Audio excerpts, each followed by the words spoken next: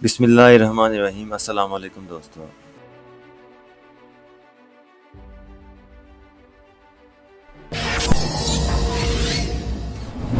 दुनिया की सबसे मशहूर फास्ट फूड चेन KFC के लोगों में दिखने वाले इन अंकल का नाम कर्नल हार्लैंड सैंडर्स है। अपनी पूरी ज़िंदगी इन्होंने मजदूरी करके गुजारी, लेकिन पूरे 65 सालों के बाद आखिर ऐसा क्या हुआ जिसने इनकी किस्मत ही बदल डाली।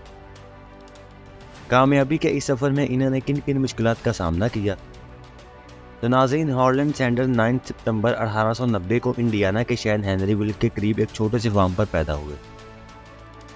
इनकी ज़िंदगी की सबसे पहली मुश्किल इनको सिर्फ 6 साल के एज में फेस करना पड़ी।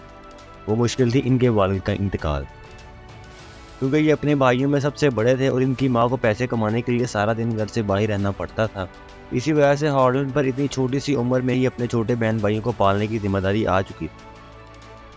हार्लैंड सिर्फ 7 साल की उम्र में ही ब्रेड और वेजिटेबल पकाने के मास्टर हो चुके थे, लेकिन जब इनकी माँ की सैलरी से गुजारा बहुत मुश्किल हो गया तो हार्लैंड ने 10 साल की उम्र में एक फार्म पर जानवरों को चारा डालने की जॉब शुरू कर दी। हार्लैंड की ये अपनी ज़िंदगी की पहली जॉब थी और इतनी कम उम्र की वजह से इसका काम पर ज़्यादा दिल नहीं लगता था। इसी वजह से इसको इस नौकरी से निकाल दिया गया। जब हार्लैंड 12 साल का हुआ तो इसकी माँ ने दूसरी शादी कर ली और यहाँ से आगाज़ हुआ एक और मुश्किल का। हार्लैंड के स्टेप फादर को बच्चों का उनके साथ रहना बिल्कुल भी पसंद नहीं था, जिसकी वजह से आए दिन घर में झगड़े होते रहते थे। आखिर वो दिन आ ही गया जब हार्लैंड को अपनी माँ से दूर कर दिया गया। वो अपने छोटे भाइयों के साथ एक रिश्तेदार के पास रहने लगा। हार्लैंड ने अपने भाइयों को पालने के लिए एक बार फिर से फार्म पर नौकरी शुरू कर दी। सुबह 6 बजे वो फार्म पर जानवरों को चारा डालता, इसके बाद तैयार होकर स्कूल जाता और शाम के वक्त मकई छीलने की जॉब करता था। इस वक्त हार्लैंड सिर्फ 13 सालों का ही था जब वो इतनी इंतहाई टाइट शेड्यूल में इतने सारे काम अकेला करता था। लेकिन इसी दौरान हार्लैंड पर एक और पहाड़ टूट पड़ा। जी हाँ, क्योंकि वो सही से पढ़ाई नहीं कर पा रहा था। इस वजह से इसको स्कूल से भी निकाल दिया गया। एक इंटरव्यू में कर्नल हार्लैंड ने बताया था कि इसको असल में अलजबरा समझ नहीं आती थी। अगले 2 सालों तक हार्लैंड ने फार्म पर नौकरी जारी रखी, लेकिन क्योंकि अब खर्चे पूरे करना बहुत मुश्किल हो चुका था, इसी वजह से हार्लैंड ने US आर्मी में जाना चाहा। इस वक्त इसकी उम्र सिर्फ 16 साल थी, जबकि आर्मी में जाने के लिए ज़्यादा एज होना ज़रूरी थी। हार्लैंड ने कागज़ों में झूठी एज दिखाई और आर्मी में सोल्जर भर्ती हो गया। आखिरकार कई सालों के बाद इसको भी सुकून मिला ही था कि एक और मुसीबत आन खड़ी हुई। आर्मी में रहने के 1 ही साल के बाद जब इनको इसकी असल एज का पता चला तो इसको आर्मी से भी निकाल दिया गया। आर्मी से निकलने के बाद हार्लैंड 17 सालों का था और आगे के कई सालों तक हार्लैंड की ज़िंदगी में बहुत अप्स एंड डाउन आए। इसी पीरियड के दौरान इसकी शादी भी हुई और इसी पीरियड में कोई जॉब ऐसी नहीं थी जो हार्लैंड ने ना छोड़ी हो। कभी इसको स्ट्रीट कार कंडक्टर के रूप में देखा जाता तो कभी इसको रेल रोड फॉरमैन की नौकरी करनी पड़ती, insurance, salesman, lawyer, steam boat operator और हत्ता के इसने टायर बेचने का भी काम किया। कहीं वो खुद जॉब छोड़ देता तो कहीं से इसको निकाल दिया जाता। आखिरकार एक दिन इसकी वाइफ जोसेफिन भी इसको अकेला छोड़ गई, क्योंकि अब वो भी हार्लैंड के कैरियर से तंग आ चुकी थी। 34 साल की उम्र में यानी 1924 में हार्लैंड की मुलाकात केंटकी ऑयल कंपनी के जनरल मैनेजर से हुई। इसने हार्लैंड को एक गैस स्टेशन चलाने की ऑफ़र दी। अपने हालात की वजह से हार्लैंड ने ये ऑफ़र फ़ौरन कबूल कर ली। इन दिनों गैस स्टेशन की सेल बहुत डाउन हुआ करती थी, लेकिन फिर हार्लैंड ने वहां आने वाले कस्टमर्स की खूब आवभगत शुरू कर दी। कस्टमर की इस एक्स्ट्रा केयर की वजह से देखते ही देखते गैस स्टेशन पर सेल 3 टाइम्स बढ़ गई और एक बार फिर से हार्लैंड को अपनी ज़िंदगी में खुशियां दिखना शुरू हो गई। खुशियों के दिन अभी शुरू ही हुए थे कि एक बार फिर से किस्मत ने इसका साथ छोड़ दिया। जी हाँ, अमेरिका समेत पूरी दुनिया को इकोनॉमिक डिप्रेशन ने घेर लिया। इसकी वजह से हार्लैंड के गैस स्टेशन की सेल इतनी ज़्यादा कम हो गई कि इसको गुजारा करना मुश्किल हो गया। केंटकी ऑयल कंपनी ने हार्लैंड से गैस स्टेशन वापस ले लिया और यूं एक बार फिर से हार्लैंड जॉबलेस होकर बैठ गया। अब हार्लैंड 40 साल के हो चुके थे जब एक बार फिर से इनको जॉबलेस कर दिया गया। 1930 में शेल ऑयल कंपनी ने हार्लैंड का एक्सपीरियंस देखा तो इसको एक बार फिर से गैस स्टेशन चलाने की ऑफ़र दी। ये ऑफ़र मिलते ही हार्लैंड को एक बार फिर से अपनी डूबती हुई उम्मीदों को बचाने का मौका मिला। इसी वजह से इन्होंने फ़ौरन ये ऑफ़र कबूल कर ली। गैस स्टेशन का चार्ज संभालते ही हार्लैंड ने सेल्स बढ़ाने के लिए दोबारा कस्टमर केयर शुरू कर दी।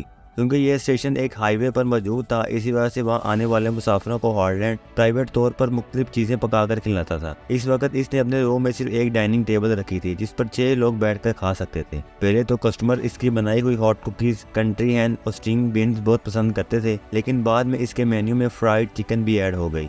देखते ही देखते इसकी फ्राइड चिकन इतनी फेमस हो गई कि अब इसने गैस स्टेशन के साथ पूरा एक रेस्टोरेंट खोल लिया।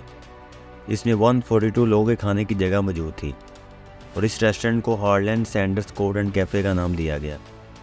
जहाँ पहले कस्टमर सिर्फ वहाँ से गुजरते वक्त खाना खाते थे, अब दूर दूर से लोग सैंडर्स कैफ़े का रुख करने लगे।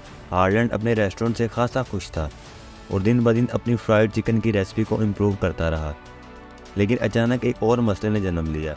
1939 में वर्ल्ड वॉर 2 शुरू हो गई और एक बार फिर से अमेरिका इकोनॉमिक क्राइसिस में लिपट गया। इस क्राइसिस की वजह से हार्लैंड के रेस्टोरेंट में कस्टमर का रश काफ़ी कम हो गया था और देखते ही देखते लोगों ने घरों से बाहर निकलना ही छोड़ दिया। हालात यहाँ तक पहुँच गए कि अब हार्लैंड को गुजारा करना मुश्किल हो गया। इसी वजह से 1942 में जब हार्लैंड 52 ईयर्स के थे, तब इन्होंने Harland Sanders court and cafe को ताला लगा दिया। 1945 में जब वर्ल्ड वॉर 2 ख़त्म हुई तो हार्लैंड ने एक बार फिर से रेस्टोरेंट खोलने का इरादा किया, क्योंकि अब वो इतना काम अकेले नहीं कर सकते थे और ना ही इनके पास रेस्टोरेंट खोलने के पैसे थे। इसी वजह से हार्लैंड ने अपने दोस्त के साथ मिलकर केंटकी के शहर जॉर्जटाउन के हाईवे पर एक बार फिर से रेस्टोरेंट खोला। हार्लैंड ने इस रेस्टोरेंट से इतनी ज़्यादा तरक्की कर ली कि 1949 में केंटकी के गवर्नर ने इनको कर्नल के एजाज़ से नवाजा और यही वो दिन था जिसके बाद हार्लैंड को कर्नल हार्लैंड सैंडर कहा जाने लगा। जिस दोस्त के साथ मिलकर इन्होंने ये रेस्टोरेंट खोला था, इसके साथ बात नहीं बनी तो कर्नल हार्लैंड ने इसको पैसे देकर पूरा रेस्टोरेंट अपने नाम कर लिया। दिन गुजरते गए और कर्नल हार्लैंड की फ्राइड चिकन फेमस होती चली गई। एक दिन कर्नल हार्लैंड को एक रियल एस्टेट एजेंट की कॉल आई, जिसने इनको रेस्टोरेंट बेचने की बहुत बड़ी ऑफ़र दी। वो एजेंट कर्नल हार्लैंड का रेस्टोरेंट $1,64 में खरीदना चाहता था। वो एजेंट कई मरतबा यही ऑफ़र देता रहा, लेकिन कर्नल हार्लैंड किसी भी सूरत ना मानी और यहाँ एक और मुसीबत ने जन्म लिया। 6 महीनों के बाद गवर्नमेंट ने एक न्यू हाईवे प्रोजेक्ट लॉन्च किया, जिसकी वजह से सारी ट्रैफिक यहाँ से बाईपास हो गई। अब कर्नल हार्लैंड के रेस्टोरेंट के सामने से 90% ट्रैफिक ख़त्म हो गई थी और इसी वजह से इनकी सेल भी 90% टूट गई। अब कर्नल हार्लैंड के पास अब कोई ऑप्शन नहीं बचा था। जो एजेंट $1,64,000 की ऑफ़र दे रहा था, अब वो $80,000 पे भी ख़रीदने को राज़ी नहीं था। आखिरकार जैसे तैसे करके $75,000 में कर्नल हार्लैंड ने ये रेस्टोरेंट दे दिया। इस वक्त कर्नल हार्लैंड की एज 65 साल थी और इनके पास सोशल सिक्योरिटी के $105 के अलावा कमाने का और कोई ज़रिया नहीं था। ज़िंदगी में कई बार नाकामियाँ देखने के बाद 65 साल की एज में कर्नल हार्लैंड को एक आइडिया आया कि क्यों ना अपनी फ्राइड चिकन की रेसिपी को फ्रेंचाइज़ किया जाए। इसके लिए इन्होंने अपनी रेसिपी को केंटकी फ्राइड चिकन के नाम से रजिस्टर करवाया और अपनी बीवी के साथ मिलकर अपनी कार में एक कुकर और एक चिकन के साथ पूरे अमेरिका के मुख्तलिफ रेस्टोरेंट विज़िट किए। वहाँ इनको अपनी चिकन पका कर खिलाते। अगर रेस्टोरेंट के मालिक को इनकी चिकन पसंद आती तो वो हाथों हाथ इनसे राइट्स खरीद लेता। हर एक चिकन पर कर्नल हार्लैंड को 4 सेंट्स दिए जाते थे। कर्नल हार्लैंड अपनी गाड़ी में घूमते गए और अपनी रेसिपी का नेटवर्क बढ़ाते चले गए। कर्नल हार्लैंड ने अपने इंटरव्यू में बताया कि कई बार इनको रातें भी अपनी गाड़ी में ही उतारना पड़ती थी। जहाँ इनकी रेसिपी सिर्फ केंटकी में फेमस थी, वहीं अब पूरे अमेरिका में कर्नल हार्लैंड सैंडर के नाम का चर्चा होने लगा। 8 साल के बाद जब कर्नल हार्लैंड 73 साल के हुए तो वो 600 से भी ज़्यादा रेस्टोरेंट को अपनी चिकन की फ्रेंचाइज दे चुके थे। लेकिन अब चूँकि कर्नल हार्लैंड की एज बहुत ज़्यादा हो चुकी थी और वो सब कुछ मैनेज नहीं कर पा रहे थे। इसी वजह से 1964 में कर्नल हार्लैंड ने KFC कॉरपोरेशन केंटकी के एक बिजनेसमैन को $16.5 मिलियन में सेल कर दी, जो तकरीबन 1 अरब 24 करोड़ पे बनते हैं। लेकिन इस डील में यह तय पाया कि KFC के लोगों में हमेशा कर्नल हार्लैंड सैंडर्स की तस्वीर रहेगी और कर्नल हार्लैंड ही KFC की तरफ से मुख्तलिफ टीवीज़ इंटरव्यूज़ में जाया करेंगे। यानी कि KFC चलाएगा कोई और इसका फेस कर्नल हार्लैंड सैंडर्स ही रहेगा, जिसके लिए कर्नल हार्लैंड को KFC की तरफ से $5,000 की सैलरी पर रखा गया। नाज़रीन, आपको ये भी बताते चलें कि जिस कंपनी ने KFC को कर्नल हार्लैंड से ख़रीदा था, बाद में इन्होंने रेसिपी को चेंज भी किया। इस पर कर्नल हार्लैंड ने कंपनी को कोर्ट केस कर दिया। कर्नल हार्लैंड का मानना था कि जो रेसिपी मैंने बनाई ही नहीं, इस पर मेरी फ़ोटो क्यों लगाकर क्यों बेचा जा रहा है।